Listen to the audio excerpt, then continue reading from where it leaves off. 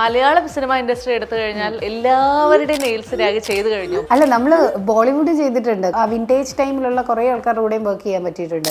രാഖിനെ influence ചെയ്ത ഒരു celebrity ഉണ്ടോ അതിനകത്ത്? വീണ മുകുന്ദൻ. ഓ, താങ്ക് യു. ഈ കുഴിനൊക്കമുള്ള ആൾക്കാർ, വളരെ മാനസികമായി ഭയങ്കര ബുദ്ധിമുട്ട് അനുഭവിക്കുന്ന സ്ത്രീകളും പുരുഷന്മാരും ഒക്കെ നെയിലൊക്കെ വെച്ച് നല്ല സുന്ദരി മണികളായിട്ട് പോകുന്ന കാണാം. അത് ബ്രിഡ്ജ് കൺസ്ട്രക്ഷൻ എന്ന് പറയും. അതായത് അത് നമ്മളുടെ ടെക്നീഷ്യൻസിലെ ടോപ്പ് ടെക്നീഷ്യൻസ് മാത്രം ചെയ്യുന്ന ഒരു ടെക്നിക്കാണ്. പക്ഷെ നഖത്തിന് ബഡ് ഇല്ല. അവിടെ നമ്മൾ ഒരു ബഡ് ക്രിയേറ്റ് ചെയ്തെടുത്ത് അതിൽ റീകൺസ്ട്രക്ട് ചെയ്യുന്ന പ്രോസസ്സ്. ഞാനൊരു ബോട്ടിലിന് 1500 അല്ലെങ്കിൽ 750 മിനിമം 10 ml സ്പെൻഡ് ചെയ്യുന്നിടത്ത് 2000 രൂപ കൊടുത്ത് 100 പോളിഷ് കിട്ടുന്ന സ്ഥലങ്ങളുണ്ട്. സോ ഡെഫിനറ്റ്ലി അത് ഇൻഡസ്ട്രിയൽ വേസ്റ്റിലായിരിക്കാം ഉണ്ടാക്കുന്നത്. ഇപ്പോൾ മോണോമർ അക്രൈലിക്സ് ഒക്കെ ഞങ്ങൾ യൂസ് ചെയ്യുന്നത് ഹൈ എൻഡ് പ്രോഡക്ട്സ് ആണ്. ക്വാളിറ്റി പോളിജെൽ, ഗംജെൽ, ഇതൊക്കെ ഇതേ പ്രോഡക്റ്റുകൾ എനിക്ക് 3000 രൂപയ്ക്ക് കിട്ടുന്ന സാധനം 500 രൂപയ്ക്കും 400 രൂപയ്ക്കും കിട്ടും. പ്രോഡക്റ്റിൻ്റെ ക്വാളിറ്റി എന്ന് പറയുന്നത് വെരി ഇമ്പോർട്ടൻ്റ് ആണ്. പലരും എന്നോട് പറഞ്ഞു ഇങ്ങനത്തെ നെയിലൊന്നും ചെയ്യരുത്, നമ്മുടെ നാച്ചുറൽ നെയിൽസ് പോകും, ക്യാൻസറസ് ആയിട്ടുള്ള പ്രശ്നങ്ങളൊക്കെ ഉണ്ടാകും. എല്ലാ ദിവസവും വെയിലത്തൂടെ നടന്ന ക്യാൻസർ വരാമെന്ന് പറഞ്ഞുകൂടെ. ഇതുപോലത്തെ ഒരു ഫോൾസ് അലിഗേഷൻ ആണിത്. നമ്മുടെ പല്ലിൻ്റെ സ്കൾപ്റ്റ് ചെയ്യുന്ന അതേ ഒരു മെറ്റീരിയലാണ് നമ്മൾ ഇതിന് യൂസ് ചെയ്യുന്നത്. സോ ഡെന്റിസ്ട്രി ആയിട്ട് ചെറിയൊരു കണക്ഷൻ. അപ്പോൾ അത് വെച്ചിട്ട് സ്കൾപ്റ്റ് ചെയ്യുന്ന ഒരു നെയിൽ ചൂടുവെള്ളത്തിൽ മുക്കിയിട്ട് സ്റ്റിക്ക് വെച്ചിട്ട് ഊരി എടുക്കാം എന്ന് പറഞ്ഞിട്ട് വ്യൂസ് ഉണ്ടാക്കുക. ഈ 5 മില്യനകത്ത് ഒബ്വിയസ്ലി നമ്മുടെ ആൾക്കാരുണ്ടാവും ഉണ്ടായിരിക്കും. ഇതിനകത്ത് ഏറ്റവും പുതിയൊരു ഇന്നോവേറ്റീവ് ആയിട്ട് കൊണ്ടുവന്നൊരു കാര്യം എന്താ? ഇപ്പം നമ്മൾ കുറച്ചുകൂടെ റിയലിസ്റ്റിക് അല്ലാത്ത അൺറിയലിസ്റ്റിക് ആയിട്ടുള്ള കുറേ ആർട്ട് വർക്ക്സ് 3D സ്കൾപ്റ്റിംഗ് മെത്തേഡിൽ കൊണ്ടുവരുന്നുണ്ട്.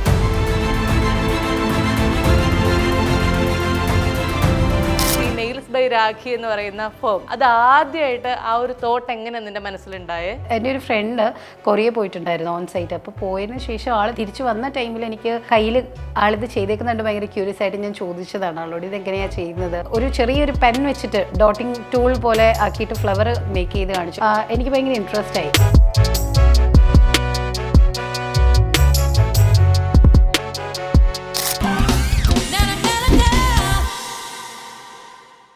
Hello everyone, welcome to the show. നമുക്ക് വളരെ പ്രിയപ്പെട്ട ആൾക്കാരെ നമ്മൾ പലപ്പോഴും ടേക്കൺ ഫോർ ഗ്രാൻഡഡ് ആക്കുമെന്ന് പറയാറില്ലേ?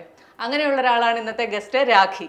നെയിൽസ് ബൈ രാഖി എന്ന് പറയുന്ന ഫോം, അതിൻ്റെ ആ ഒരു തുടക്കത്തിൽ നിന്ന് ഇന്ന് ഇത്രയും വളരെ സക്സസ്ഫുൾ ആയിട്ട് നിൽക്കുന്ന എല്ലാ കഥകളും അറിയാവുന്ന, എല്ലാം കണ്ടുകൊണ്ടിരുന്ന ഒരാളാണ് ഞാൻ.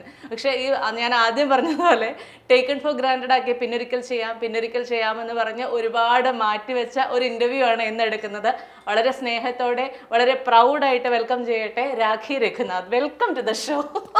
ഞാൻ ആദ്യമേ ചോദിക്കട്ടെ, ഈ നെയിൽസ് ബൈ രാഖി എന്ന് പറയുന്ന ഫോം, അത് ആദ്യമായിട്ട് ആ ഒരു തോട്ട് എങ്ങനെ നിന്റെ മനസ്സിലുണ്ടായേ? എൻ്റെ ഒരു ഫ്രണ്ട് കൊറിയ പോയിട്ടുണ്ടായിരുന്നു ഓൺ സൈറ്റ്. അപ്പോൾ പോയതിന് ശേഷം ആൾ തിരിച്ചു വന്ന ടൈമിൽ എനിക്ക് കയ്യിൽ ആളിത് ചെയ്തേക്കുന്നുണ്ട് ഭയങ്കര ക്യൂരിയസ് ആയിട്ട് ഞാൻ ചോദിച്ചതാണ് ആളോട് ഇത് എങ്ങനെയാണ് ചെയ്യുന്നത്. അപ്പോൾ ഇതിപ്പോൾ ഒരു ചെറിയൊരു പെൻ വെച്ചിട്ട് ഡോട്ടിങ് ടൂൾ പോലെ ആക്കിയിട്ട് ഫ്ലവർ മേക്ക് ചെയ്ത് കാണിച്ചു. അപ്പം എനിക്ക് ഭയങ്കര ഇൻട്രസ്റ്റ് ആയി. അതിനുശേഷം ഞാൻ വീക്കെൻഡ്സിൽ എൻ്റെ ഫ്രണ്ട്സിന് തന്നെ ഇത് ചെയ്ത് കൊടുക്കാൻ തുടങ്ങി. പിന്നീട് എപ്പോഴും ഒരു ഡ്രീമായി എനിക്കൊരു സ്റ്റുഡിയോ ഇടണം എന്നുള്ളത്. പക്ഷെ ആ ടൈമിൽ ഇവിടെ ആർക്കും ഉണ്ടായിരുന്നില്ല. അതായത് നമ്മുടെ ഒരു മലയാളീസിൻ്റെ ഇടയിൽ പോപ്പുലർ ആയത് നമ്മുടെ ബ്രാൻഡായിരുന്നു. രാഖിനെ എനിക്കറിയാവുന്ന രാഖിക്ക് ഒരുപാട് ഗവൺമെൻറ് ജോലി ഉണ്ടായിരുന്നു, അതുപോലെ പ്രൈവറ്റ് ജോലി ഉണ്ടായിരുന്നു. ഇതിലെല്ലാം വലിയ വലിയ സാലറി ഉണ്ടായിരുന്നു. അതൊക്കെ ഉപേക്ഷിക്കാൻ, അതൊന്നും വേണ്ടെന്ന് വെക്കാൻ നമുക്കൊരു ഭയങ്കര ധൈര്യം വേണ്ടേ? ആ ധൈര്യം എവിടെ നിന്ന് കിട്ടി?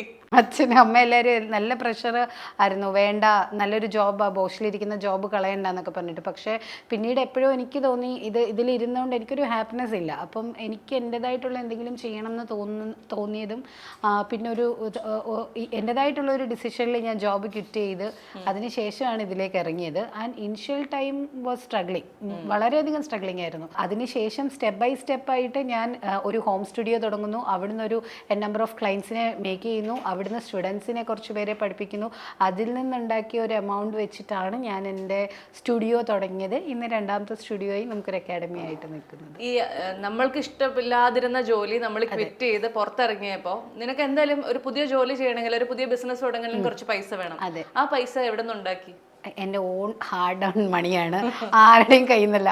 അത് ആക്ച്വലി ഞാൻ വളരെ, അതായത് ഒരു 3-4 ഇയേഴ്സ് എനിക്ക് തോന്നുന്നു 2020 ഞാൻ കൊച്ചിയിലേക്ക് ഷിഫ്റ്റ് ചെയ്യുന്നത്. ആ 2020 to 23 ഞാൻ ഏർലി മോർണിംഗ് ടു നൈറ്റ് വരെയും 6 o'clock, എൻ്റെ ക്ലയൻസിനൊക്കെ അറിയാവുന്ന കാര്യമായിരിക്കും, 6 മണി തൊട്ട് ഞാൻ ക്ലയൻസിനെ എടുക്കും.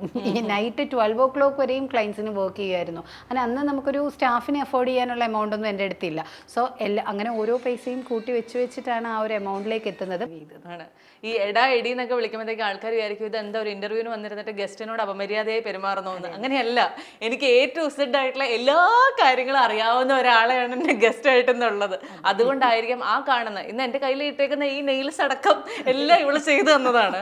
അപ്പൊ അതുകൊണ്ട് തന്നെയുള്ള ആ ഒരു അടുപ്പത്തിന്റെ പുറത്തും ആ ഒരു സ്നേഹത്തിന്റെ പുറത്തും മാത്രമാണ് ഇങ്ങനെ വിളിക്കുന്നത്. അതുകൊണ്ട് തന്നെ എനിക്ക് അറിയാവുന്ന മറ്റൊരു കാര്യം കൂടെ നിങ്ങളോട് പറയട്ടെ. രാഖിയെ കുറിച്ച് ആലോചിക്കുമ്പോൾ വളരെ അഭിമാനം തോന്നുന്ന മറ്റൊരു കാര്യം കൂടെ ഉണ്ട്.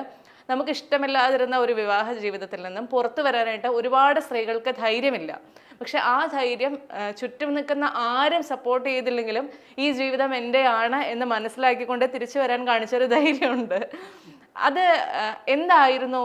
രാഖി ഒരുപാട് ഇഷ്ടപ്പെട്ട് വിവാഹം കഴിച്ച ആളാണ്, 10 വർഷം ഒരുപാട് വർഷങ്ങൾ പ്രണയിച്ച് വിവാഹം കഴിച്ച ആളാണ്. എന്നിട്ടും എന്തുകൊണ്ടാണ് അവിടെ കുറെ പൊരുത്തക്കേടുകൾ ഉണ്ടായത്? ഇന്ന് ഞാൻ ആലോചിക്കുമ്പം ഏജിൻ്റെ ഒരു പ്രശ്നമായിരിക്കാം.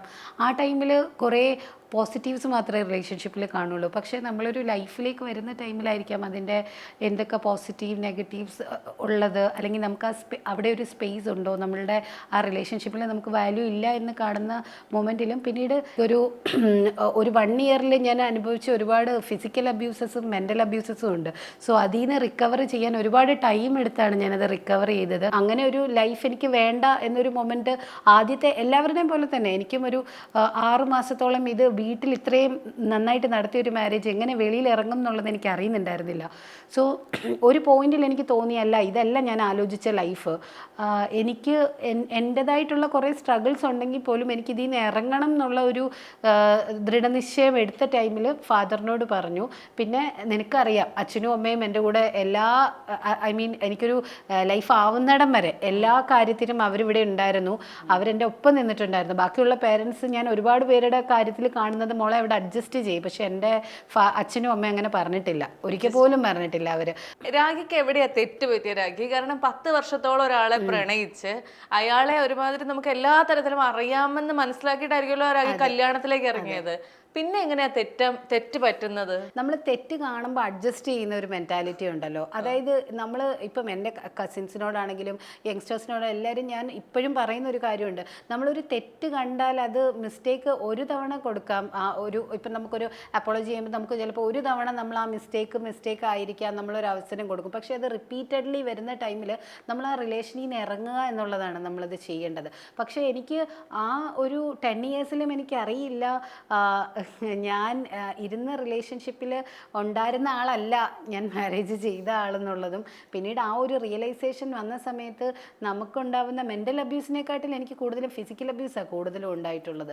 സോ ആ ഒരു അതിൽ നിന്ന് ഇറങ്ങാനും ഞാൻ കുറേ സ്ട്രഗിൾ ചെയ്തു. Because it's been A decade എന്നുള്ളതും നമ്മുടെ ഉള്ളിൽ എപ്പോഴും ഉണ്ട്. അത് അങ്ങനെ പെട്ടെന്ന് അത് റിക്കവർ ആവാനോ അല്ലെങ്കിൽ അതിൻ്റെ ആ മെൻ്റൽ ഹെൽത്തിൽ നിന്നും ആ ഷോക്കിൽ നിന്നൊക്കെ ഒത്തിരി വർഷങ്ങളെടുത്താണ് അത് ഞാൻ വെളിയിൽ ഇറങ്ങിയത്. പക്ഷേ ഇപ്പോഴും ഞാൻ ആലോചിക്കുമ്പോൾ മിസ്റ്റേക്സ് എവിടെയാണ് പറ്റിയതെന്ന് വെച്ചാൽ ഒബ്വിയസ്ലി നമ്മൾ ചില കാര്യങ്ങൾ നമ്മൾ കണ്ടില്ല എന്ന് നടിക്കുന്ന ചില കാര്യങ്ങളുണ്ടല്ലോ, നമ്മളിപ്പോൾ പറയുന്ന റെഡ് ഫ്ലാഗ്സ് എന്ന് പറയുന്ന പോലത്തെ ടേംസ് ഒക്കെ. അന്ന് നമ്മൾ അതൊക്കെ ഇങ്ങനെ ഓക്കെ ഇതൊക്കെ റിലേഷൻഷിപ്സിലുള്ള, അല്ലെങ്കിൽ മേ ബി എനിക്ക് തോന്നിയ ഒരു സോഷ്യൽ നോംസിൽ എല്ലാവരും പറഞ്ഞു പഠിപ്പിക്കുന്ന പോലെ ഇതൊക്കെ എല്ലാ റിലേഷൻസിലും ഉള്ളതാണെന്ന് നമ്മൾ ലൈറ്ററായിട്ട് എടുക്കില്ലേ, ആ ഒരു പോയിന്റ് ആയിരിക്കും. നമ്മൾ സിംഗിളായിട്ട് നിൽക്കുന്ന ഡിവോഴ്സ്ഡ് ആയിട്ടുള്ള ഒരു ലേഡിയാണെന്ന് കാണുമ്പോൾ നമുക്ക് പലതരത്തിലുള്ള ആളുകൾ നമ്മളെ സമീപിക്കും, പലതരത്തിലുള്ള ഓഫറുകൾ തരും. പ്രത്യേകിച്ച് നമ്മൾ കുറച്ച് സ്ട്രഗിൾ ചെയ്യാന്നും കൂടെ കണ്ടു കഴിഞ്ഞാൽ അതിഭീകരമായ സഹായങ്ങൾ വരും. അങ്ങനെയുള്ള സഹായങ്ങൾ വന്നിട്ടുമുണ്ട്. പക്ഷെ അതൊന്നും സ്വീകരിക്കണ്ട എന്ന് തീരുമാനിക്കുന്ന ആ ഒരു ധൈര്യം നിനക്ക് എങ്ങനെ കിട്ടിയത്? എനിക്കൊരാളുടെയും അണ്ടറിൽ വർക്ക് ചെയ്യുന്നത് ഇഷ്ടമല്ലായിരുന്നു. സോ എപ്പോഴും എൻ്റെ പേരൻസ് എന്നെ പറ്റി കംപ്ലൈൻറ്റ് പറയായിരുന്നു, നീ ഒരു 2 ഇയേഴ്സ് പോലും ഒരു കമ്പനിയിൽ നിൽക്കില്ലല്ലോ, എന്താ നീ ഒരു ഇങ്ങനെ ചാടി പോകുന്നത്? ബിക്കോസ് എനിക്ക് അറ്റ്മോസ്ഫിയർ എനിക്ക് ഇത് ചെയ്യുന്നില്ല. ആൻഡ് മോർ ദാൻ എപ്പോഴും എൻ്റെ മനസ്സിൽ എനിക്കായിട്ട് എന്തെങ്കിലും ഒന്ന് ക്രിയേറ്റ് ചെയ്ത് നമ്മൾ ഇംപ്ലിമെൻറ്റ് ചെയ്യുന്ന എന്തെങ്കിലും, അതും സംതിങ് ആർട്ടിസ്റ്റിക് ആണെങ്കിൽ ഞാൻ വളരെ ഹാപ്പി ആയിരിക്കും. ആ ഒരു തീരുമാനത്തിൽ എത്തുമ്പോഴും മറ്റൊരാളുടെ, അല്ലെങ്കിൽ ഇപ്പോൾ ഒത്തിരി പേര് ഈവൻ നമ്മുടെ ഈ ഒരു ഫേസിൽ നമ്മൾക്ക് ഹെൽപ്പിംഗ് ഹാൻഡ്സ് ആയിട്ട് വന്നിട്ടുണ്ട്. പക്ഷേ ഡീപ്പിൻ എനിക്ക് എൻ്റെതായിട്ടുള്ള എമൗണ്ട് വെച്ചിട്ട് നാളെ ഇപ്പം ഞാൻ ഇന്നിവിടെ സീറ്റിൽ ഇരിക്കുമ്പോഴും നിനക്കും അറിയാവുന്ന കാര്യമാണ്, ഞാനിത് പറയുമ്പോഴും എനിക്ക് വേറൊരാളുടെ അടുത്ത് ഒബ്ലിഗേഷൻ ഇല്ല ഈ കാര്യത്തിൽ. അപ്പം ആ ഒരു ഒബ്ലിഗേഷൻ ഇല്ലാതെ ഇത് തുടങ്ങണം എന്നുള്ളത് എനിക്ക് വളരെ ഇമ്പോർട്ടൻ്റ് ആയിരുന്നു. അങ്ങനത്തെ ഒരു ഡിസിഷനിൽ എത്താനായിട്ട് കുറച്ച് വർഷം വേണ്ടി വന്നു. മേ ബി ഇതിന് മുമ്പ് വേറൊരു ഹെൽപ്പ് എടുത്തിരുന്നെങ്കിൽ കുറച്ചും കൂടെ മുമ്പേ എസ്റ്റാബ്ലിഷ്ഡ് ആവായിരുന്നു. പക്ഷേ ഞാൻ ഈ തീരുമാനത്തിൽ വളരെ ഹാപ്പിയാണ്. ബിക്കോസ് ഇതിന്റെ ബാക്കിൽ ആരും ഇല്ല എന്നുള്ളതിൽ 100% വളരെ സന്തോഷമുണ്ടല്ലേ. ഇന്ന് നെയിൽസ് ബൈ രാഖി തുടങ്ങിയപ്പോൾ കേരളത്തിൽ വളരെ ചുരുക്കം നെയിൽ സ്റ്റുഡിയോസേ ഉള്ളൂ. പക്ഷെ ഇന്ന് നമ്മൾ എവിടെ നോക്കിയാലും ഒരു നെയിൽ സ്റ്റുഡിയോ ഉണ്ട്, അല്ലെങ്കിൽ ഒരു സലൂണിൽ എടുത്താൽ അവരൊരു എക്സ്റ്റൻഷൻ ആയിട്ട് ഒരു നെയിൽ സ്റ്റുഡിയോ ചെയ്യുന്നുണ്ട്. ഇങ്ങനെ അതിഭീകരമായിട്ട് ഇത്രയും ഈ നെയിൽ സ്റ്റുഡിയോസ് ഉണ്ടാകുമ്പോൾ രാഖിയുടെ ഉള്ളിൽ പേടിയുണ്ടോ? ഉറപ്പായിട്ടും. പക്ഷെ നമ്മൾ സ്ട്രാറ്റജിക്കലി ഇതിനെ എങ്ങനെ ഓവർകം ചെയ്യുക എന്നുള്ളതും അതിനകത്ത് പുതിയ ആഡ് ഓൺ ബിസിനസ് ഐഡിയാസ് കൊണ്ടുവരിക എന്നുള്ളതുമാണ് ഇതിനെ ഓവർകം ചെയ്യാൻ പറ്റുന്നത്. പിന്നെ ഞാൻ അക്കാഡമി ഇട്ട കാലത്തെ എനിക്കറിയാം. അക്കാഡമി എന്ന് പറഞ്ഞു കഴിഞ്ഞാൽ നെയിൽസ് കുട്ടികളെ പഠിപ്പിക്കുന്നുണ്ട്, എങ്ങനെ നെയിൽ ചെയ്യാം എന്നുള്ളത്. അപ്പം ആ അക്കാഡമിയിൽ നമ്മൾ ഈ നെയിലിൻ്റെ 3 ടൈപ്പ് ഓഫ് കോഴ്സസ് നമ്മൾ പ്രൊവൈഡ് ചെയ്യുന്നുണ്ട്. അപ്പം എനിക്ക് തോന്നുന്നു ഓൾമോസ്റ്റ് ഇപ്പോൾ കേരളത്തിലുള്ള പാർലേഴ്സിലാണെങ്കിലും അല്ലെങ്കിൽ പുതിയ നെയിൽ സ്റ്റുഡിയോ ആണെങ്കിലും എറണാകുളത്ത് ഇട്ടേക്കുന്ന ഓൾമോസ്റ്റ് ഇപ്പം പുതിയതായിട്ട് വന്നേക്കുന്ന എല്ലാ ഗ്രോയിങ് സ്റ്റുഡിയോസിൻ്റെതും നമ്മളുടെ നമ്മുടെ സ്റ്റുഡൻസ് ആയിരുന്നു. അത് ഭയങ്കര ഒരു അഭിമാനമായിട്ട് പറയുന്ന ഒരു കാര്യമാണ്. പിന്നെ മോർ ദാൻ ഞാനൊരു ട്യൂട്ടർ ആകുമ്പം ഞാൻ അക്സെപ്റ്റ് ചെയ്യണം എൻ്റെ സ്റ്റുഡൻസും വരും, ഇവരും നമ്മുടെ കോമ്പറ്റീറ്റർ ആണ് നാളെ. ആ ഒരു മൈൻഡിലായിരിക്കണം നമ്മളത് ചെയ്യുക എന്നുള്ളത്.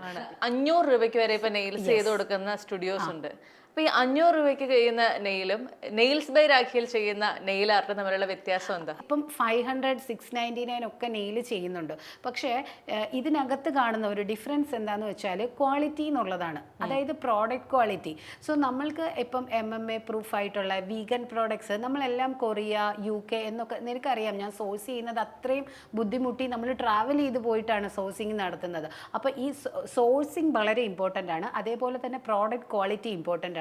ഇത് ഞാനിപ്പം ഒരു 3500-നോ 4000-നോ കൊടുക്കുന്ന സെറ്റ് 699 അല്ലെ 500 റുപ്പീസിന് എടുക്കുന്ന ക്ലയൻസ് എടുക്കുമ്പോൾ അവർ മനസ്സിലാക്കേണ്ട ഒരു കാര്യം എന്ന് വെച്ചാൽ ലോങ് ടേമിൽ ഇത് വരുന്നത് ഒന്ന് ജനറ്റിക്കൽ മ്യൂട്ടിലേഷൻ ഉണ്ടാവാം. ജെനിറ്റൽ മ്യൂട്ടിലേഷൻ, അതായത് പ്രഗ്നൻസി പോലെയുള്ള കാര്യങ്ങൾക്ക് എഫക്റ്റ് ചെയ്യാം ഇത്. പിന്നീട് വരുന്നത് ക്യാൻസർ അല്ലെങ്കിൽ നമ്മൾക്ക് സ്കിൻ അലർജീസ് ഉണ്ടാക്കാം. അങ്ങനെ ലോങ് ടേമിലേക്ക് ഇങ്ങനെയുള്ള റഫ് പ്രോഡക്ട്സ് യൂസ് ചെയ്താൽ കൈക്ക് ഒബ്വിയസ്ലി കംപ്ലൈൻറ്റ് വരാം. പിന്നെ മാർജിനൽ പ്രോഫിറ്റ് ഇപ്പോൾ ആലോചിച്ചാൽ 599, 699 നെയിൽസ് ചെയ്യുന്നിടത്ത് അവർക്ക് ഇന്ത്യൻ പ്രോഡക്ട്സ് ഇപ്പോൾ മാർക്കറ്റിൽ മുംബൈയിൽ പോയാൽ ഞാൻ കണ്ടിട്ടുള്ളതാണ്. ഞാൻ ഓൾമോസ്റ്റ് കഴിഞ്ഞ ഇയർ ഇന്ത്യ ഫുള്ള് സഞ്ചരിച്ച ഒരാളാണ്. പ്രോഡക്റ്റിൻ്റെ പർച്ചേസിന് വേണ്ടിയിട്ട് മാത്രമല്ല, പ്രോഡക്റ്റിൻ്റെ കുറേ കാര്യങ്ങൾ ലേൺ ചെയ്യാൻ വേണ്ടിയിട്ടും നമ്മുടെ പുതിയ ഓരോ വെഞ്ചേഴ്സിൻ്റെ ഭാഗമായിട്ടും നമ്മൾ ട്രാവൽ ചെയ്തിട്ടുണ്ട്.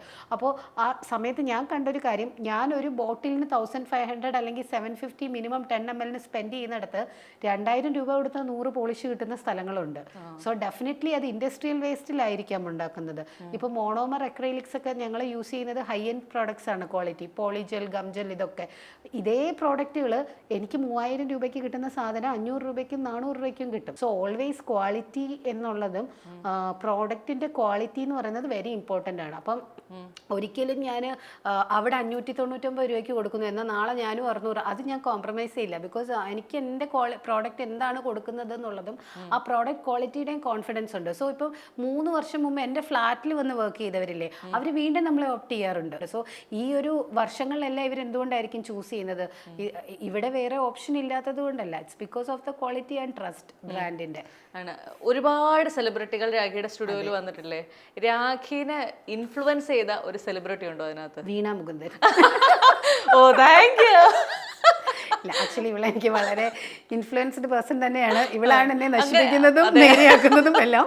എന്ത് കാര്യമുണ്ടെങ്കിലും അതിനപ്പുറത്തേക്ക് ഒരാളുടെ ലൈഫ് സ്റ്റൈൽ കണ്ടിട്ടോ അല്ലെങ്കിൽ അവരുടെ ഒരു ആറ്റിറ്റ്യൂഡ് കണ്ടിട്ടോ അത്തരത്തിൽ നിനക്ക് ഇൻഫ്ലുവൻസ്ഡ് ആയ അല്ലെങ്കിൽ അടിപൊളിയാണല്ലോ എന്ന് തോന്നിയ ഒരാളാരായിരിക്കും? ഓരോരുത്തർക്കും ഓരോ ക്വാളിറ്റി. ഇപ്പോൾ പേളിയുടെ കാര്യമാണെങ്കിൽ ഷീസ് ലൈക്ക്, ഞാൻ എപ്പോഴും നിന്നോട് പറയാറില്ലേ, ലൈക്ക് ആള് സപ്പോർട്ടീവാണ് നമ്മളെ എപ്പോഴും. അതായത് ആൾക്ക് എത്രയോ കൊളാപ്സ് കിട്ടാം, പക്ഷെ ആൾ എന്നോട് പറയാറുണ്ട്, എടേ എനിക്ക് നിൻ്റെ അടുത്ത് ട്രസ്റ്റാണ്. ആ ഒരു വിശ്വാസം എന്ന് പറയുന്നത് സംതിങ് വെരി പ്രഷ്യസ് ആയിട്ടാണ് ഞാൻ ഫീൽ ചെയ്യുന്നത്. കാരണം ഇത്രയും വർഷത്തിൻ്റെ ഇടയ്ക്ക് അത്രയും പേര് പേളിയെ വിളിച്ചിട്ട് പോലും നമ്മളുടെ അടുത്ത് നിൽക്കുന്നു എന്നുള്ളത്. അടുത്തതെന്ന് പറയുന്നത് ഇപ്പം അതിഥി is one of the close ഫ്രണ്ടാണ് അവള്.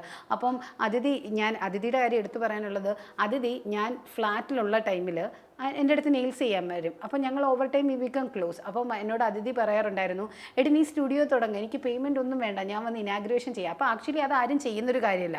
ബിക്കോസ് അവൾ അന്ന് ഒരു 2 lakhs 3 lakhs ഒക്കെ, അല്ലെങ്കിൽ എനിക്കറിയില്ല എത്രയായാലും, എന്നാലും എബവ് 1 lakh എന്തായാലും ആളൊരു ഇനാഗ്രേഷൻ ചെയ്യുന്നിടത്ത് അങ്ങനെ പുറകിലാണ്.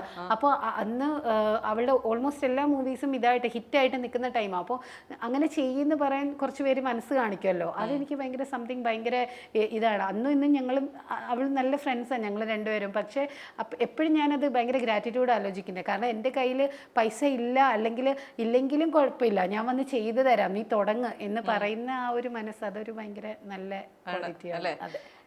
ഈ എപ്പോഴെങ്കിലും ആലോചിച്ചിട്ടുണ്ടോ സ്റ്റുഡിയോ ഇടണ്ടായിരുന്നു, വീട്ടിൽ തന്നെ നമുക്കതൊരു ചെറിയ രീതിയിൽ ചെയ്താൽ മതിയായിരുന്നു എന്ന് എപ്പോഴെങ്കിലും ആലോചിച്ചിട്ടുണ്ടോ? ഇല്ല, ഒരു കാലത്തും ചിന്തിച്ചിട്ടില്ല. കാരണം ഫ്ലാറ്റിലേക്ക് വരാൻ കുറേ പേർക്ക് സെക്യൂരിറ്റി ഇഷ്യൂസ് പേടിയുള്ളവരുണ്ടാവുമല്ലോ.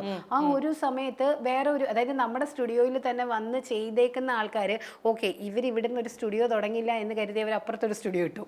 സോ അന്ന് എനിക്ക് മനസ്സിലായി തുടങ്ങി സ്റ്റുഡിയോ വളരെ ഇമ്പോർട്ടൻ്റാണ്. അതിലൊരു മാസത്തിൽ ഞാൻ ആ തീരുമാനം എടുക്കുന്നു, കയ്യിലിരിക്കുന്ന പൈസ ഫുള്ള് ഞാൻ ഇതിലേക്ക് ഇൻവെസ്റ്റ് ചെയ്യുന്നു. അപ്പോൾ എനിക്ക് എന്തോ ബൈ ഗോഡ് ഗ്രേസ് ഞാൻ ഇപ്പോഴും വിശ്വസിക്കുന്നതെന്ന് വെച്ചാൽ ആ ഒരു മൊമെന്റ് തൊട്ട് എനിക്ക് ഇന്ന് വരെ റിഗ്രറ്റ്സ് ഉണ്ടായിട്ടില്ല.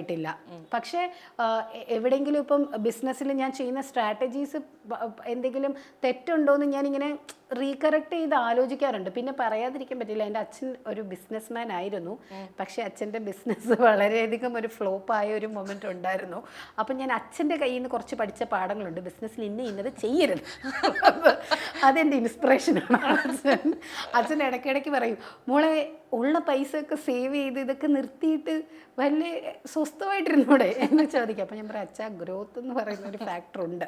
ബിക്കോസ് അവരുടെ നാട്ടിലാണല്ലോ. അപ്പോൾ അച്ഛനിങ്ങനെ അച്ഛൻ്റെ പണ്ടത്തെ ബിസിനസ്സിൻ്റെ കാര്യം, അന്നത്തെ സാഹചര്യം ഡിഫറെൻ്റ് ആണ്. പക്ഷേ അച്ഛൻ്റെ സ്ട്രാറ്റജീസ് എവിടെയൊക്കെയാണ് പാളിയതെന്ന് എനിക്കും അനിയനും അറിയാം. അങ്ങനെ എല്ലാ കാര്യങ്ങളും ക്ലോസ്ലി നമ്മൾ ആലോചിച്ച് കണ്ട് ചെയ്താണ് പോകുന്നത്.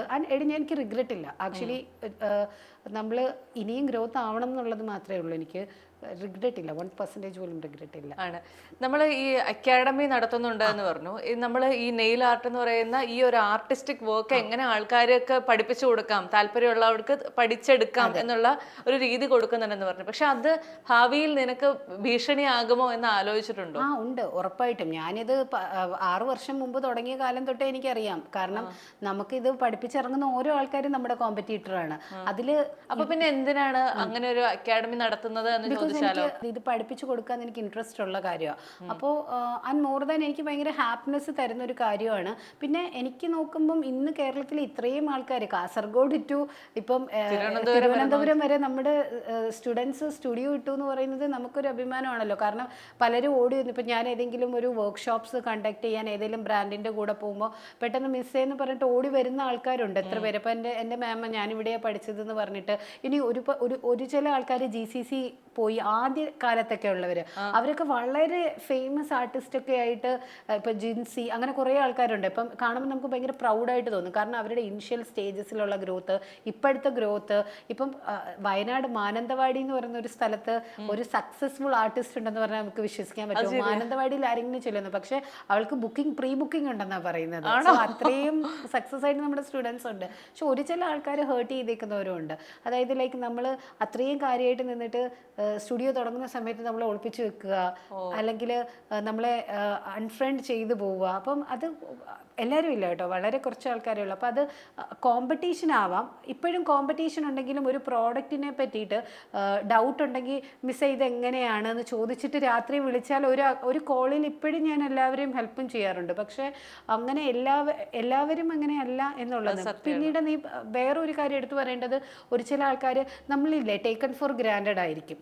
ലൈക്ക് അത് ഫ്രണ്ട്ഷിപ്പ് ആണെന്ന് പറഞ്ഞിട്ടാണെങ്കിലും, അല്ലെങ്കിൽ നമ്മുടെ സ്റ്റുഡിയോ സ്പേസിലും, ഇതൊക്കെ ഞാൻ ഓവർ ഇയേഴ്സ് മനസ്സിലാക്കിയ കാര്യമാണ്.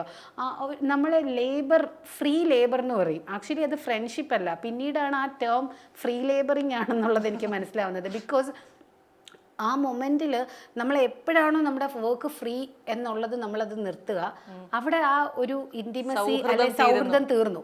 പിന്നീട് ഞാൻ കണ്ടിട്ടുള്ള കാര്യങ്ങൾ, ഏറ്റവും എന്നെ ഹേർട്ട് ചെയ്തേക്കുന്ന കാര്യങ്ങൾ, പുതിയതായിട്ട് തുടങ്ങുന്ന ആൾക്കാരുടെ അടുത്തേക്ക് പോയി കഴിഞ്ഞാൽ എടുത്തങ്ങ് പറയുക രാഖിയുടെ സർവീസ് കൊള്ളില്ല, അങ്ങനെ പറയുന്നത്. പക്ഷെ വർക്ക് വരുന്നവർക്കറിയാം, വർക്ക് ചെയ്യുന്നവർക്കറിയാം. പിന്നെ 100 വർക്ക് എടുത്താൽ ചിലപ്പോൾ ഒരു വർക്ക് കംപ്ലൈന്റ് ഉണ്ടാവാം, ബിക്കോസ് ഇതെല്ലാം ഹ്യൂമൻ വർക്ക്സ് ആണല്ലോ, മെഷീൻ വർക്ക്സ് അല്ലല്ലോ. സോ അങ്ങനെയുള്ള സമയം നമ്മൾ സോർട്ട് ചെയ്യാറുണ്ട്. അപ്പം ഇങ്ങനെയുള്ള പോസിറ്റീവ് നെഗറ്റീവ്സ് ഒക്കെ ഇതിനകത്തും ഉണ്ട്.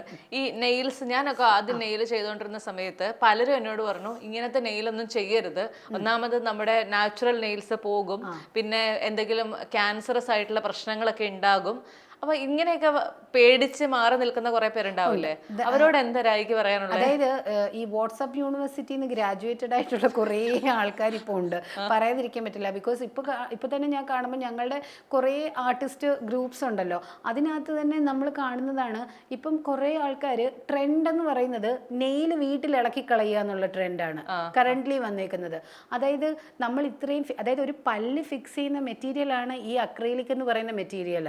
നമ്മുടെ പല്ലിന്റെ സ്കൾപ്റ്റ് ചെയ്യുന്ന അതേ ഒരു മെറ്റീരിയലാണ് നമ്മൾ ഇതിന് യൂസ് ചെയ്യുന്നത്. സോ ഡെന്റിസ്ട്രി ആയിട്ട് ചെറിയൊരു കണക്ഷൻ, ഒരുപാട് വലിയ കണക്ഷൻ അല്ല, പക്ഷെ ആ പ്രോഡക്റ്റ് മോണോമറും അത് ഇവിടെയും അതുപോലത്തെ പ്രോഡക്റ്റ് ആണ് നമ്മൾ യൂസ് ചെയ്യുന്നത്. അപ്പോൾ അത് വെച്ചിട്ട് സ്കൾപ്റ്റ് ചെയ്യുന്ന ഒരു നെയില് വീട്ടിൽ വെച്ചിട്ട് ചൂടുവെള്ളത്തിൽ മുക്കിയിട്ട് സ്റ്റിക്ക് വെച്ചിട്ട് ഊരിയെടുക്കാം എന്ന് പറഞ്ഞിട്ട് വ്യൂസ് ഉണ്ടാക്കുക. ഞാൻ കഴിഞ്ഞ ദിവസം നോക്കിയപ്പോൾ 4 മില്യൺ 5 മില്യൺ വ്യൂസാണ് ഇങ്ങനെയുള്ള കണ്ടന്റുകൾക്ക്. പക്ഷെ ഇങ്ങനെ ചെയ്യുമ്പോൾ എന്താണെന്നറിയാമോ, ഇത് കണ്ടിട്ട് ഈ 5 മില്യനകത്ത് ഒബ്വിയസ്ലി നമ്മുടെ ഉണ്ടായിരിക്കുമല്ലോ. അപ്പൊ അവര് ഇനിയിപ്പോ ഇത് അവിടെ പോയി ചെയ്യണ്ട, അങ്ങനെയുള്ള ഇത്. പിന്നെ നീ ചോദിച്ചതിലെ മെയിൻ കോസ് എന്താണെന്ന് ഞാൻ പറയാം. നമ്മൾ സാധാരണ സൺലൈറ്റിൽ നടക്കില്ലേ, അത്രയും റേസിന്റെ ഇതുപോലും ഇതിന് നമ്മൾ ക്യൂറിങ് ടൈമിൽ ഉണ്ടാവുന്നില്ല എന്നുള്ളതാണ് സത്യം. ആൻഡ് ക്ലിനിക്കലി ഇത് പ്രൂവ്ഡ് അല്ല, ഇതൊരു ഫോൾസ് അലിഗേഷൻ ആണ്.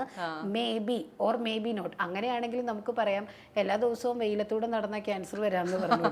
അതുപോലത്തെ ഒരു ഫോൾസ് അലിഗേഷൻ ആണിത്. ഇതുപോലത്തെ ബേസ്ലെസ് ആയിട്ടുള്ള കുറേ കാര്യങ്ങൾ. ഇപ്പം ഞാൻ എടുത്തു പറയാനാണെങ്കിൽ വളരെ ഫേമസ് ആയിട്ടുള്ള ഒരു ഇൻഫ്ലുവൻസർ, ആ ആള് ഡൽഹിയിൽ പോയപ്പോൾ, ഡൽഹിയിൽ ഏറ്റവും ചീപ്പസ്റ്റ് ആയിട്ട് പ്രോഡക്റ്റ് കിട്ടുന്ന ഒരു സിറ്റിയാണ് അത്. അവിടെ നിനക്ക് 100 രൂപയ്ക്കും കിട്ടും, ഇതുപോലെ 3000 രൂപയ്ക്കും കിട്ടും. ഞാൻ ആ 100 രൂപയുടെ ക്വാളിറ്റിയുടെ നെയിലും പോയി ചെയ്തിട്ടുണ്ട്, 3000 രൂപയുടെ നെയിലും പോയി ചെയ്തിട്ടുണ്ട്. ബിക്കോസ് എനിക്ക് ക്വാളിറ്റി അറിയാൻ വേണ്ടിയിട്ട് ഈ എല്ലാ സിറ്റികളിലും ഞാൻ ഇവിടെ സഞ്ചരിച്ച ഏതൊക്കെ ഇവിടെ ഉണ്ടോ, ഏതൊക്കെ സ്റ്റേറ്റ് ഉണ്ടോ അവിടെ എല്ലാം ഞാൻ പോയി ഇത് ചെയ്തിട്ടുമുണ്ട്, ഈ 2 ക്വാളിറ്റിയിൽ.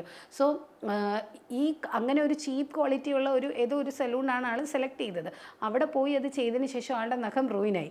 അപ്പം ഇൻസ്റ്റന്റ്ലി ആള് വീഡിയോ ഇടുക. ആള് മനസ്സിലാക്കേണ്ടത് ആളും ഒരു സോഷ്യൽ കമ്മിറ്റ്മെന്റ് ഉള്ള ഒരു വ്യക്തിയാണ്, അല്ലെങ്കിൽ ആൾ ഇടുമ്പോൾ ഇൻഫ്ലുവൻസ്ഡ് ആവും, ഒരു 10 പേര് അതിൽ കണ്ട് ഇൻഫ്ലുവൻസ്ഡ് ആവും. അതിന്റെ നെക്സ്റ്റ് ഡേ അതിലും കോമഡി എന്താന്ന് വെച്ചാൽ പിന്നീട് വീണ്ടും തിരിച്ച് കൊച്ചിയിലേക്ക് വന്ന് പുള്ളിക്കാരി അവിടെ തന്നെ വന്ന് നെയിൽ ചെയ്യുക. അപ്പം ഞാൻ അതിനിടയിൽ ടെക്സ്റ്റ് ചെയ്തു, ഇന്നലെ ഇട്ട കണ്ടന്റും ഇതിനും തമ്മിൽ ബന്ധമില്ലല്ലോ, ഇന്നലെ നിങ്ങൾ ഇങ്ങനെ അല്ലല്ലോ പറഞ്ഞതെന്ന്. ആൻഡ് ഷീ ഇമ്മീഡിയറ്റ്ലി ബ്ലോക്ക് ഇട്ടു. അപ്പോൾ ഓക്കെ, കണ്ടന്റ് എന്ന് പറയുന്നതും പക്ഷെ ഫാക്ട് എന്ന് പറയുന്നതും ചെക്ക് ചെയ്തിട്ട്, കാരണം നിങ്ങൾക്ക് എവിടെ വേണമെങ്കിലും ചെക്ക് ചെയ്യാം, ഇത് സോഷ്യലി പ്രൂവൺ അല്ല. ഇത് ആക്ച്വലി ഇന്നേ വരെ നെയിൽ ചെയ്ത് ക്യാൻസർ ആയി എന്ന് എങ്ങും പറഞ്ഞിട്ടില്ല. മേ ബി ഇപ്പോൾ അത് മാത്രമല്ല, ഒരു ഫോറിൻ കൾച്ചർ അല്ല നമ്മുടെ ഇവിടെ, ആ ഒരു നെയിൽ കൾച്ചർ വന്നിട്ടില്ല. ആക്ച്വലി ഇപ്പം ഡേ ടു ഡേ ലൈഫിൽ 2 വീക്സ് കഴിഞ്ഞ് വന്ന് റീഫില്ല് ചെയ്യുന്നവർ വളരെ കുറവാണ്. മാക്സിമം ഞാൻ നോക്കുമ്പോൾ മലയാളീസ് എങ്ങനെയാണെന്ന് വെച്ചാൽ മാക്സിമം ഒരു 2 മാസം വെച്ചിട്ട് വന്ന് റീഫില്ല് ചെയ്താൽ അത്രയും ഇതായി എന്നേ പറയുള്ളൂ. അപ്പം നമ്മൾ എത്ര ഫാക്ട് പറഞ്ഞാലും അക്സെപ്റ്റ് ചെയ്യത്തില്ല എന്നുള്ളതാണ് സത്യം. അപ്പം അങ്ങനെ ചെയ്ത് ശരിക്കും ഫോറിൻ കൺട്രീസിലൊക്കെ അവർ 2 വീക്സ് കൂടുമ്പോൾ നമ്മുടെ ബ്രോസ് എടുക്കുന്ന പോലെ ചെയ്യുന്നൊരു പ്രോസസ്സാണ് ഇത്. അപ്പോൾ കണ്ടിന്യൂസ്ലി മേ ബി അവിടെ ഹാർഷ് കെമിക്കൽ ആയിരിക്കാം, ചിലപ്പോൾ നല്ലതായിരിക്കാം, മോശമായിരിക്കാം, ഇതിനെയൊക്കെ കോസ് ചെയ്ത് ചിലപ്പോൾ അവർക്ക് സ്കിൻ അലർജീസ് വരാം. അതേപോലെ അവരുടെ സ്കിന്നിൻ്റെ പോലത്തെ ടെക്സ്ചറോ അല്ലെങ്കിൽ ഇതോ അല്ല നമുക്കുള്ളത്. അപ്പം അങ്ങനെയുള്ള മേ ബി ഫോറിൻ കൺട്രീസിൽ റിപ്പോർട്ട് ചെയ്യുന്നതാണ് കൂടുതലും ഈ വരുന്ന ന്യൂസസും കാര്യങ്ങളും. അത് ഇവിടുത്തെ കണ്ടന്റ് ക്രിയേറ്റേഴ്സ് അവർക്ക് രീതിയിൽ വളച്ചൊടിച്ച് ചെയ്യുക എന്നുള്ളതേ ഉള്ളൂ. അതുപോലെ രാഖിയുടെ സ്റ്റുഡിയോയിൽ ഞാൻ ശ്രദ്ധിച്ചിട്ടുള്ള ഒരു കാര്യമാണ്, ഈ കുഴിനഖമുള്ള ആൾക്കാർ, വളരെ മാനസികമായി ഭയങ്കര ബുദ്ധിമുട്ട് അനുഭവിക്കുന്ന സ്ത്രീകളും പുരുഷന്മാരും ഒക്കെ, പുരുഷന്മാർക്ക് സർവീസ് ഇല്ല കേട്ടോ, അവരൊക്കെ ഭയങ്കര ഹാപ്പി ആയിട്ട് നെയിലൊക്കെ വെച്ച് നല്ല സുന്ദരി മണികളായിട്ട് പോകുന്ന കാണാം. പക്ഷെ അത് വേറെ ആരും കൊടുക്കുന്നില്ലല്ലോ, അത് എന്തുകൊണ്ടാണ്? അതാണ്, അത് ബ്രിഡ്ജ് കൺസ്ട്രക്ഷൻ എന്ന് പറയും. അതായത് അത് നമ്മളുടെ ടെക്നീഷ്യൻസിലെ ടോപ്പ് ടെക്നീഷ്യൻസ് മാത്രം ചെയ്യുന്നൊരു ടെക്നിക്കാണ്. നമുക്ക് മലപ്പുറം, കാസർഗോഡ്, ഈവൻ പോണ്ടിച്ചേരിന്ന് വരെ ബ്രൈഡ്സ് വന്നിട്ടുണ്ട് നമുക്ക് ഇതിനു വേണ്ടി. ബിക്കോസ് നെയിലിനകത്ത് ഇപ്പം ചെറിയൊരു സ്പേസ് എന്നല്ല, അതിപ്പം ഓൾമോസ്റ്റ് എല്ലാ സ്റ്റുഡിയോയിലും ചെയ്യാറുണ്ട്. പക്ഷെ നഖത്തിന് ബഡ് ഇല്ല. അവിടെ നമ്മൾ ഒരു ബഡ് ക്രിയേറ്റ് ചെയ്തെടുത്ത് അതിൽ റീകൺസ്ട്രക്ട് ചെയ്യുന്ന പ്രോസസ്സ്. അപ്പം അത് എക്സ്ട്രീം റീകൺസ്ട്രക്ഷൻ ആണ്, ബ്രിഡ്ജ് കൺസ്ട്രക്ഷൻ എന്ന് പറയും. ആ പ്രോസസ്സ് നമ്മൾ മാത്രമേ ചെയ്യുന്നുള്ളൂ. സോ ഞാൻ നോക്കുമ്പോൾ ഒരുപാട് പേർക്ക് കോൺഫിഡൻസ് പെട്ടെന്ന് 1 അവറിലാണ് അവർക്കത് ഹാപ്പിനെസ് കിട്ടുന്നത്. അതിൽ എനിക്ക് തോന്നുന്നു ഏറ്റവും കൂടുതൽ ഹാപ്പിനെസ് കിട്ടുന്ന ഒരു മൊമെൻറ്റും അത്. ബിക്കോസ് ഒരു അച്ഛനൊരു തവണ മോളെ കൊണ്ടുവന്നതാണ്, മലപ്പുറത്ത് ഒരു മുസ്ലിം ബ്രൈഡാണ്. അപ്പം പുള്ളി വളരെ ഇങ്ങനെ വന്ന് റിക്വസ്റ്റ് ചെയ്ത്, മാം എങ്ങനെയെങ്കിലും ഇതൊന്ന് ഫിക്സ് ചെയ്ത് കൊടുക്കണം, മോളുടെ കുറേ നാളത്തെ ആഗ്രഹമാണ്. അപ്പോൾ ആളുടെ നെയിൽസിന് ഒരു കണ്ടീഷനാണ്, ഒരു ഓട്ടോ ഇമ്മ്യൂണൽ കണ്ടീഷനാണ്. അപ്പോൾ നെയിൽസ് വളരില്ല, സ്പേസേ ഇല്ല, പകരം ഒരു ചെറിയ മാംസം അങ്ങനത്തെ ഒരു പീസ് ഓഫ് ഒരു സ്കിന്നാണ്. അപ്പോൾ അതിൻ്റെ മുകളിൽ നമ്മൾ ബ്രിഡ്ജ് കൺസ്ട്രക്ട് ചെയ്ത് ആ നെയിൽ ചെയ്ത് അവർ തിരിച്ചും വന്നു അത് റിമൂവ് ചെയ്യാനും. പക്ഷേ ഭയങ്കര ഹാപ്പി ആയിരുന്നു ആള്. ആണല്ലേ? അങ്ങനെ എത്ര കാലം നമുക്കിത് വെച്ചോണ്ടിരിക്കാൻ? നമുക്ക് 30 ഡേയ്സാണ് പറയുന്നത്. ചിലരുടെ സ്കിൻ കണ്ടീഷൻ അനുസരിച്ച് ചിലപ്പോൾ ഒരു 2 വീക്സിലൊക്കെ ഇളകാം. ബിക്കോസ് നമുക്ക് പറയാൻ പറ്റത്തില്ല ഇങ്ങനെ ഒരു കാര്യം. നമ്മൾ ഡോക്ടേഴ്സ് അല്ല, പക്ഷെ നമ്മൾ സ്റ്റിൽ അനലൈസ് ചെയ്തിട്ട് ഇത്ര ദിവസം നിൽക്കും എന്ന് മാത്രം പറയും. പിന്നെ നമ്മൾ ഇന്നത് ചെയ്യണം ഇന്നത് ചെയ്യണ്ട, അങ്ങനെ ഡു ആൻഡ് ഡോൺസ് പറഞ്ഞു കൊടുക്കും. ആണ്. എനിക്ക് പേഴ്സണലി ഒരു നെയിൽ വെക്കാന്ന് പറഞ്ഞു കഴിഞ്ഞാൽ എനിക്ക് ഭയങ്കര ഒരു കോൺഫിഡൻസ് ബൂസ്റ്ററാണ്. നമ്മുടെ കൈ കാണിച്ച് ആൾക്കാരോട് സംസാരിക്കുമ്പോഴും കൈ കാണിക്കുമ്പോഴും ഒക്കെ ഭയങ്കര സന്തോഷം നൽകുന്ന ഒരു കാര്യമാണ്. രാഖിക്ക് ഈ നെയിൽസ് ചെയ്യാന്ന് പറയുന്നത് എന്താണ് രാഖിക്ക് നൽകുന്നത്? എനിക്ക് തരുന്നത് സർവൈവൽ. ബിക്കോസ് ഞാനിപ്പോൾ ഒരു ബ്രേക്ക് എടുത്ത സ്റ്റുഡിയോയിൽ ക്ലയൻസ് ഇനി ഇൻ കേസ് ബ്രേക്ക് എടുക്കുവാണെങ്കിൽ അതെന്താ രാഗി ചെയ്യാത്തത്, ഇതെന്തെങ്കിലും കെമിക്കലാണോ, ഇങ്ങനെ 100 ക്വസ്റ്റ്യൻസ് ചോദിക്കാം. മേ ബി ബ്രൈഡിൻ്റെ അമ്മയായിരിക്കാം ചോദിക്കുന്നത് വളരെ അൺഎക്സ്പെക്റ്റഡ് ആയിട്ട്. മോളെന്താ ഇതൊന്നും ചെയ്യാത്തത്? അപ്പം ഞാൻ അല്ല ആൻറ്റി, ഞാൻ ഇന്നലെ വരെ ചെയ്തിരുന്നു, ഇന്ന് ഞാനൊരു ബ്രേക്ക് എടുക്കുക. ഓ ബ്രേക്കൊക്കെ എടുക്കണമല്ലേ? അങ്ങനെ പല പല ക്വസ്റ്റ്യൻസ് ആണ്. So it's a kind of survival mode. ഇതിനകത്ത് ഏറ്റവും പുതിയൊരു നീ കണ്ടുപിടിച്ച അല്ലെങ്കിൽ ഇപ്പോൾ ഏറ്റവും പുതിയ ഇന്നോവേറ്റീവ് ആയിട്ട് കൊണ്ടുവന്നൊരു കാര്യം എന്താ? ഞങ്ങളിപ്പം ചെയ്യുന്നതെന്ന് വെച്ചാൽ റിയലിസ്റ്റിക് അല്ലാത്ത, അതായത് ഇപ്പം സപ്പോസ് ഇപ്പോൾ ക്ലൈൻറ്റ് കൊണ്ടുവരിക, ഇപ്പം ഞാൻ ഏറ്റവും കൂടുതൽ കാണുന്നത് AI പിക്ചേഴ്സുമായിട്ട് വരും. അതായത് കയ്യിൽ ഗോൾഡിൻ്റെ ഫിഷ് ഗ്ലാസ്സിനകത്ത് കിടക്കുന്നു, ഇത് തന്നെ ചെയ്യണം. ആൻഡ് ഐ വാസ് ലൈക്ക് ഇത് AI ആണ്, പക്ഷെ ഇങ്ങനെ തന്നെ ചെയ്യണം, ഈ ഗ്ലാസ് തന്നെ കിട്ടണം, ഇങ്ങനെ പറയും. അപ്പം നമ്മുടെ സ്കിന്നിന് ഒരു ടെക്സ്ചർ ഉണ്ട്, അതൊന്നും അറിയണ്ട, ഇത് ഇങ്ങനെ തന്നെ ചെയ്യണം. അപ്പം ഞാൻ അതിനായിട്ട് നമ്മളിപ്പം, എനിക്ക് എല്ലാ സീക്രട്സും പറയാൻ പറ്റില്ല, പക്ഷെ എന്നാൽ പോലും ഇപ്പം നമ്മൾ കുറച്ചുകൂടെ റിയലിസ്റ്റിക് അല്ലാത്ത അൺറിയലിസ്റ്റിക് ആയിട്ടുള്ള കുറേ ആർട്ട് വർക്ക്സ് 3D സ്കൾപ്റ്റിംഗ് മെത്തേഡിൽ കൊണ്ടുവരുന്നുണ്ട്. സോ അതാണ് ഏറ്റവും ലേറ്റസ്റ്റ് ആയിട്ട് ഞങ്ങൾ ഇന്നോവേറ്റീവായിട്ട് ആഡ് ചെയ്തൊരു കാര്യം. ചിലർക്കുള്ളൊരു സംശയമായിരിക്കും, ഈ ഇത്ര നെയിലൊക്കെ വെച്ച് കഴിഞ്ഞാൽ നമ്മൾ എങ്ങനെ അടുക്കളയിൽ പോയി പണിയെടുക്കും, അല്ലെങ്കിൽ ഈ പറഞ്ഞ പോലെ ക്രീമൊക്കെ എങ്ങനെ തേക്കും, അങ്ങനെയൊക്കെയുള്ള സംശയമുള്ളവരോട് എന്താ പറഞ്ഞു കൊടുക്കുക? കണ്ടിന്യൂസ് ആയിട്ട് നെയിൽ ചെയ്യുക, അപ്പോൾ ഇതങ്ങ് ശീലാവില്ലേ? സത്യമാണ് കേട്ടോ. ആദ്യമായിട്ട് ഞാൻ നെയിൽ ചെയ്തപ്പോഴത്തേക്ക് ഞാനിങ്ങനെ മറ്റേ പൊട്ടനെ മുഴുവൻ തേങ്ങ കിട്ടിയെന്നോ എന്ത് പറയില്ലേ, ആ അവസ്ഥയായിരുന്നു. ഇത് വെച്ചപ്പോ എന്തോ എന്തെങ്കിലുമൊക്കെ ചെയ്യുക എന്നുള്ളൊരു അവസ്ഥയായിരുന്നു. പക്ഷെ അതിനുശേഷം ഞാൻ അതിനകത്ത് ട്രെയിൻഡ് ആയി. അപ്പൊ അതില്ലെങ്കിൽ ഒരു മാനസിക ബുദ്ധിമുട്ട് പോലെയാണ്. രാഹിക്ക് എപ്പോഴെങ്കിലും അങ്ങനെ തോന്നിയിട്ടുണ്ടോ? എനിക്ക് തോന്നാറുണ്ട്. നെയിൽസ് എപ്പോഴെങ്കിലും ഇല്ലാതെങ്കിൽ എനിക്ക് എന്തോ ഒരു മിസ്സിംഗ് ആണ്, എനിക്കറിയില്ല, എന്തോ ഒരു മേജർ മിസ്സിംഗ് ആണ്. അപ്പോൾ എനിക്ക് എപ്പോഴും നെയിൽസ് വേണം. അപ്പോൾ എപ്പോഴും എന്നോട് അമ്മയാണേലും അച്ഛനൊക്കെ ആണെങ്കിലും ചോദിക്കും, എന്തിനാ ഇങ്ങനെ എപ്പോഴും ഇത് വെക്കുന്നത് എന്ന് ചോദിക്കാറുണ്ട്. പക്ഷെ അവർക്കറിയില്ല, ഇത് നമ്മുടെ obviously at the end of the day ഇത് ബിസിനസ്സും ആണ്, കോൺഫിഡൻസും ബൂസ്റ്റ് ചെയ്യും നമ്മൾ. നീ രാജ്യത്തിൽ എല്ലായിടത്തും സഞ്ചരിച്ചിട്ടുണ്ട്, നെയിൽസ് ചെയ്ത് കണ്ടിട്ടുണ്ട്. ഇതിനകത്ത് ആളുകൾ ചെയ്യുന്ന അല്ലെങ്കിൽ മറ്റു പല സ്ഥലങ്ങളിലും ചെയ്യുന്ന ഒരു വലിയ മിസ്റ്റേക്ക് എന്താ തോന്നിയിട്ടുള്ളത്? ഓവർ ഫയലിംഗ് എന്നൊരു പ്രോസസ്സ് മിസ്റ്റേക്സ് ആയിട്ട് തോന്നാറുണ്ട്. അതായത് നമ്മുടെ നെയിലിൻ്റെ പ്ലേറ്റില്ലേ, റഫ് സർഫസ് ഭയങ്കരമായിട്ട് ഹേർട്ട് ചെയ്യുന്ന രീതിയിൽ, അതായത് അത് ഏത് ലെയർ ഓഫ് ഇതിൽ വെച്ചിട്ടത് ബഫ് ചെയ്ത് നിർത്തണം എന്നറിയാത്ത രീതിയിൽ വളരെ റഫ് ആൻഡ് ഇതായിട്ട് ഹാൻഡിൽ ചെയ്യുന്നത്. അതായത് ലൈക്ക് ഒരു മെക്കാനിക്കൽ വർക്ക് പോലെ ചിലർ ചെയ്യുന്നത് കാണാം. ലൈക്ക് അവർ നമ്മുടെ കൈ ഹോൾഡ് ചെയ്തിട്ട് റഫ്നെസ്, അങ്ങനത്തെ ഒരു മിസ്റ്റേക്ക് കാണാറുണ്ട്. പിന്നെ ഞാൻ നോർത്ത് ഇന്ത്യയിൽ കൂടുതലും കാണുന്നത് നെയിൽ എക്സ്റ്റൻഷൻ റിമൂവ് ചെയ്യാനുള്ള ഒരു ഇതൊന്നും അവർക്കില്ല. അവർ വരിക, ടിപ്പ് എടുക്കുക, ഊരി ഇങ്ങെടുക്കുക, നമ്മൾ അവിടെ നിന്ന് കരയുക, ഈ ഒരു പ്രോസസ്സ് അവരത് മൈൻഡ് പോലും ചെയ്യാറില്ല. അങ്ങനെയാണ് ഞാൻ കൂടുതലും കണ്ടേക്കുന്നത് അങ്ങനെയാണ്. ബിക്കോസ് അവർക്ക് ഇപ്പം നമ്മുടെ സ്റ്റുഡിയോയിലൊക്കെ വന്നാൽ നമ്മൾ നീ കാണാറുള്ളല്ലേ, സൊല്യൂഷൻ വെച്ച് റാപ്പ് ഇട്ട് 1/2 മണിക്കൂർ കഴിഞ്ഞ് സോക്ക് ചെയ്തൊക്കെ അത് എടുക്കുന്നത്. അവരത് ചെയ്യാറില്ല. ഇങ്ങനെ ലിഫ്റ്റ് ചെയ്ത് കളയും. ശരിക്കും കൊച്ചിയിലേക്ക് വന്നതാണോ ഒരു ലൈഫ് ചേഞ്ചിങ് എന്ന് പറയുന്നത്? അതിപ്പോ ഇതേ രാഖി നാട്ടിലായിരുന്നെങ്കിൽ ഈ രാഖി ആകുമായിരുന്നോ? ആയിരിക്കില്ല. ആണോ? പ്രോബബ്ലി അച്ഛൻ എന്നെ വേറെ കല്യാണം കഴിപ്പിച്ച് ഞാനിപ്പോ അറിയില്ല, അങ്ങനെയൊക്കെ ആയിരിക്കാം, അങ്ങനെ ആയിരിക്കാം. എന്തായാലും ഞാൻ ആക്ച്വലി ഈ ഒരു അവിടുന്ന് വന്ന നൈറ്റ് എനിക്കിന്നും ഓർമ്മയുണ്ട്. അച്ഛൻ വന്നിട്ട് എന്നോട് ഈ ബന്ധം വേണോ വേണ്ട എന്ന് ചോദിക്കുമ്പം എനിക്ക് വേണ്ടാന്ന് പറഞ്ഞു. സോ ബാക്കിയുള്ളിടത്തെല്ലാം നമ്മളൊരു കോംപ്രമൈസ് ടോക്കിന് പോകുമല്ലോ, അങ്ങനെ ഒരു സിറ്റുവേഷനിലല്ല ഞാൻ വന്നത്. ആക്ച്വലി ഞാൻ ഹോസ്പിറ്റലൈസ്ഡ് ആയിട്ടാണ് വന്നത് വീട്ടിലേക്ക്. സോ ആ ഒരു ഇതിൽ അച്ഛനൊന്നും എന്നെ തല്ലിയിട്ടില്ല, വഴക്ക് ആവശ്യത്തിലല്ലാതൊന്നും ഞാൻ കേട്ടിട്ടുമില്ല. അപ്പം ഇങ്ങനൊരു അബ്യൂസ് ഫേസ് ആണെന്ന് കണ്ടപ്പോൾ അച്ഛനോട് ആദ്യം ചോദിച്ചത്, എടി ഞാൻ നിന്നെ എംടെക് വരെ പഠിപ്പിച്ചത് എന്തിനാ എന്നാണ് ചോദിച്ചത്. സോ അതൊരു വലിയ റിയലൈസേഷൻ പോയിന്റ് ആയിരുന്നു. ചോദിച്ചു വാട്ട് ഈസ് യുവർ പ്ലാൻ എന്ന് ചോദിക്കുന്നുണ്ട്. എന്താ നിൻ്റെ പ്ലാൻ എന്താ? അച്ഛാ എനിക്ക് ഇവിടെ നിൽക്കണ്ട, ഇമ്മീഡിയറ്റ്ലി എനിക്ക് കൊച്ചിയിലേക്ക് മൂവ് ചെയ്യണം. അങ്ങനെ അതിനെന്നെ ഹെൽപ്പ് ചെയ്തത് എൻ്റെ അഡ്വക്കേറ്റ് ആട്ടോ. ആക്ച്വലി മഞ്ജു മാം ഒരു എന്താ പറയുക, അത്രയും ബോൾഡായിട്ടുള്ളൊരു ലേഡിയാണ്. ഞാൻ എൻ്റെ ഏറ്റവും ഡൗൺ സ്റ്റേജ് നീ വന്നിട്ടുള്ളതാണ്.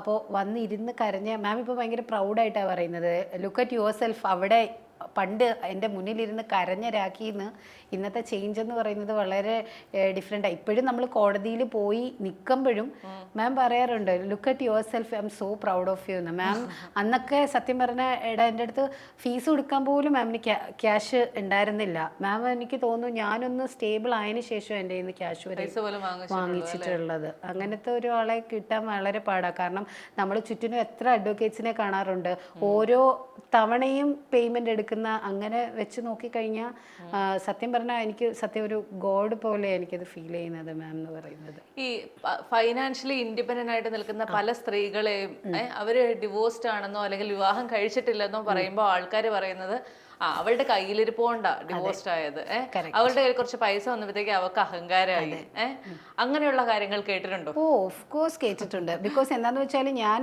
ഡിവോഴ്സിൻ്റെ കാര്യത്തിന് വരുമ്പം എൻ്റെ ഒരു റിലേറ്റീവ് അങ്കിള് തന്നെ വരിക രാവിലെ. അപ്പോൾ ഞാൻ ഹോസ്പിറ്റലിൽ നിന്ന് ഇടി കൊണ്ടിട്ട് വന്ന് കിടക്കുകയാണ്. അപ്പം അങ്കിൾ എന്നെ കണ്ടിട്ട് ഇല്ല ചിരിച്ചോളൂ, കാരണം ഈ കഥയൊക്കെ നമ്മൾ റിപ്പീറ്റഡ്ലി 100 വട്ടം പറഞ്ഞിട്ടുള്ള ആ ഇടി കൊണ്ട ഭാഗത്ത് നോക്കി എന്നോട് പറയാ, അവൻ ഇത് പോയി സ്റ്റേഷനിൽ പറഞ്ഞാൽ നിന്നെ കൊണ്ടുപോകും, ഞാൻ എന്നെ ഇടിച്ചു.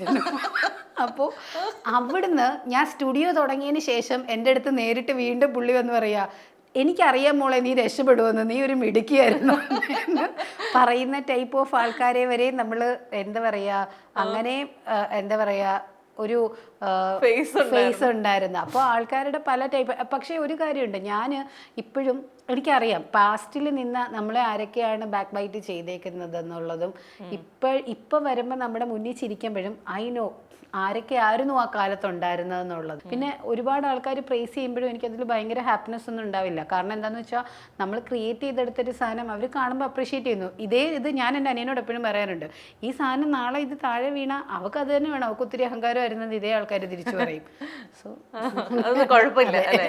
ഇന്ന് നീ രാഖിയുടെ ഒരുപാട് എല്ലാ സ്വപ്നങ്ങളും ഒക്കെ ഫുൾഫിൽ ചെയ്തു, ലൈഫ് സെറ്റിൽ ചെയ്തു, അച്ഛനും അമ്മയും വളരെ ഹാപ്പിയാണ്, ഫുൾ ലൈഫ് വളരെ കണ്ടന്റഡ് അല്ലേ? അതെ ആണ്. ഇനി അടുത്തൊരു ഗോൾ എന്താണെന്ന് ചോദിച്ചു കഴിഞ്ഞാൽ എന്തായിരിക്കും പറയാ? അടുത്ത ഗോള് എന്ന് പറയുന്നത് മേ ബി ഇതിൻ്റെ ഒരു എക്സ്റ്റൻഷനായിട്ട് എനിക്ക് ഫ്രാഞ്ചൈസീസ് ഓപ്പൺ ചെയ്യണം, GCCയിലൊരു ഇത് തുടങ്ങണം, അങ്ങനെയൊക്കെയുള്ള കാര്യങ്ങൾ അങ്ങനെയാണ്. ഇനി മലയാളം സിനിമ ഇൻഡസ്ട്രി എടുത്തു കഴിഞ്ഞാൽ എല്ലാവരുടെയും നെയിൽസ് രാഖി ചെയ്തു കഴിഞ്ഞു, വനിതകളുടെ എല്ലാവരുടെയും. ഇനി നെയിൽസ് ചെയ്യണമെന്ന് ആഗ്രഹമുള്ള ഒരു സെലിബ്രിറ്റി ആക്ട്രസ് ആരായിരിക്കും? നയൻതാര, സമന്ത. അത് ശരി, അത് രണ്ടുപേരും മാത്രമേ ഉള്ളല്ലേ? ബാക്കി അല്ല, നമ്മള് ബോളിവുഡ് ചെയ്തിട്ടുണ്ട്, കൻകന ഞാനും നിങ്ങളുടെ ഒരുമിച്ചല്ലേ പോയത്, ചെയ്തിട്ടുണ്ട്.